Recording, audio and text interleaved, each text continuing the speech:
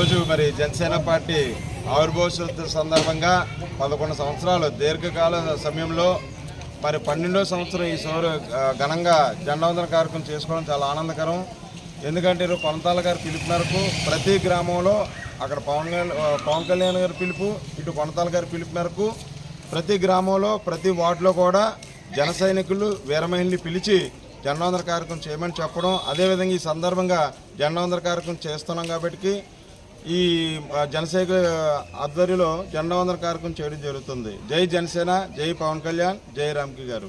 ఆవిర్భావం చేసిన ప్రజా సంస్థలపై అరుపెరగిన పోరాటం చేసిన ప్రజానాయకుడిగా ప్రజల హృదయాల్లో స్థిరస్థాయిగా నిలిచిన పవన్ కళ్యాణ్ గారు ఈరోజు పార్టీ పెట్టి సుమారుగా ఎన్నో ఆటుపోట్లు ఎన్నో కేసులు బరాయించుకొని ఈ రోజుకి 11 సంవత్సరాలు పూర్తి చేసుకొని ఇవాళ ఈ రాష్ట్ర డిప్యూటీ సీఎంగా పదవిలో ప్రజలకే వన్నె తెచ్చిన ప్రజానాయకుడిగా ప్రజా పరిపాలనలో ఇంకా ముందుకు సాగాలని, అలాగే ఈ ఆవిర్భావ దినోత్సవాన్ని మరింతగా ప్రజలు చేరువ చేసే విధంగా ప్రతి వార్డులో, ప్రతి వీధిలో, ప్రతి పెళ్లిలో ఈ యొక్క అలాగే 80 వార్డు డివిజన్లో 80 వార్డు నాయకులైన శ్రీ బుద్ధ శ్రీనివాసరావు సారథ్యంలో ఈ యొక్క కార్యక్రమం ఊరు వాడవాడలా ఘనంగా చేయాలని గవర్నర్ శ్రీ అనకాపల్లి శాసనసభ్యులు కొంతాల రామకృష్ణ గారి ఆదేశాల మేరకు, అలాగే యువ నాయకులైన భీమర్శెట్టి రామకి గారి నాయకత్వంలో మరింత ముందుకి ఇటువంటి కార్యక్రమాల్లో ప్రజలు ఉత్తేజపరిచే విధంగా, ప్రజల్లో చైతన్యం తీసుకొచ్చే విధంగా కార్యక్రమాలు చేయాలని నిర్ణయించారు.